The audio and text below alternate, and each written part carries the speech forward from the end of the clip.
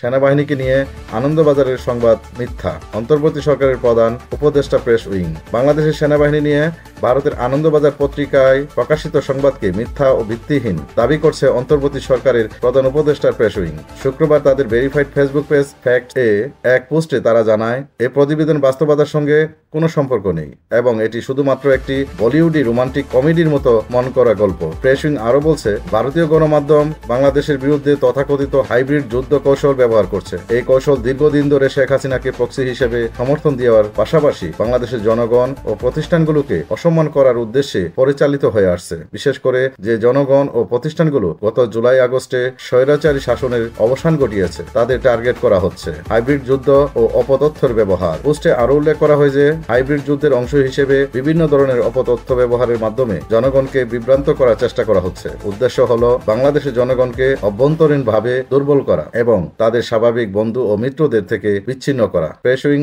এর ভাষ্যমতে আনন্দবাজার পত্রিকা স্বেচ্ছায় এই মিথ্যা প্রচারের মুখপাত্র হিসেবে কাজ করছে। প্রেস উইং আনন্দবাজার পত্রিকার উদ্দেশ্যে কঠোর ভাষায় প্রশ্ন রেখে বলেছে, আপনাদের সিদ্ধান্ত নিতে হবে। আপনারা কি প্রকৃত সাংবাদিকতা করবেন, যেখানে সত্য ঘটনা অনুসন্ধান করে তথ্য সংগ্রহ করা হয়, নাকি মিথ্যা প্রচারণায় অংশ হিসেবে মিথ্যা গল্প ছড়িয়ে একটি বন্ধু প্রতিম দেশের সার্বভৌমত্ব ও মর্যাদা ক্ষুণ্ণ করবেন? প্রতিক্রিয়া ও সমালোচনা। এ নিয়ে রাজনৈতিক বিশ্লেষকরা বলছেন, ভারতীয় গণমাধ্যমের এ ধরনের প্রচারণা বাংলাদেশ ভারত সম্পর্কের ক্ষেত্রে নেতিবাচক প্রভাব ফেলতে পারে, বিশেষ করে যখন বাংলাদেশ অভ্যন্তরীণভাবে নতুন এক রাজনৈতিক পরিস্থিতির মধ্য দিয়ে যাচ্ছে। তখন এ ধরনের অপপ্রচার পরিস্থিতিকে আরো জটিল করে তুলতে পারে। বাংলাদেশের সেনাবাহিনী ও সরকার এখন পর্যন্ত বিষয়টি নিয়ে আনুষ্ঠানিক কোনো প্রতিক্রিয়া জানায়নি। তবে বিশ্লেষকদের মতে এই ধরনের ভুয়া সংবাদ ছড়ানোর বিরুদ্ধে কূটনৈতিকভাবে প্রতিবাদ জানানো প্রয়োজন। এদিকে আনন্দবাজার পত্রিকা এখনো এই বিষয় নিয়ে কোনো আনুষ্ঠানিক মন্তব্য করেনি। তবে এই প্রতিবেদন নিয়ে সামাজিক যোগাযোগ মাধ্যমে ব্যাপক সমালোচনা শুরু হয়েছে এবং অনেকে এ ধরনের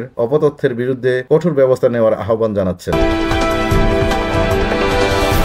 বাংলাদেশ ভারত সীমান্ত চুক্তি নিয়ে ভারতের আশা। সীমান্ত নিয়ে ভারত ও বাংলাদেশের মধ্যে পারস্পরিক সম্মতির ভিত্তিতে হওয়া বিদ্যমান সব চুক্তির প্রতি সম্মান দেখানো হবে, এমনটাই আশা প্রকাশ করেছে নয়াদিল্লি। ভারতের পররাষ্ট্র মন্ত্রণালয়ের মুখপাত্র রণবীর জয়সওয়াল শুক্রবার এক নিয়মিত ব্রিফিংয়ে এই বক্তব্য দেন। আগামী 17 থেকে 20 ফেব্রুয়ারি নয়াদিল্লিতে 55তম বিজিবি বিএসএফ মহাপরিচালক পর্যায়ে সম্মেলন অনুষ্ঠিত হতে যাচ্ছে। এই সম্মেলনের আগে ভারতের পররাষ্ট্র মন্ত্রণালয়ের মুখপাত্র দেশটির অবস্থান পরিষ্কার করেন। তিনি বলেন, দুই দেশের মধ্যে স্বাক্ষরিত সব চুক্তির প্রতি সম্মান জানানো হবে। এসব চুক্তির পারস্পরিক সম্মতির ভিত্তিতে সম্পাদিত এবং ভারত বাংলাদেশ সীমান্ত ব্যবস্থাপনার কাঠামোর মধ্যে রয়েছে। বাংলাদেশের স্বরাষ্ট্র উপদেষ্টা লেফটেন্যান্ট জেনারেল অবসরপ্রাপ্ত মোহাম্মদ জাহাঙ্গীর আলম চৌধুরী গত বুধবার উল্লেখ করেছিলেন, ভারতের সঙ্গে হওয়া 4টি চুক্তির মধ্যে 2010 সালের একটি চুক্তিতে বড় ধরনের সমস্যা দেখা দিয়েছে এবং সেটি কিছুটা অসম।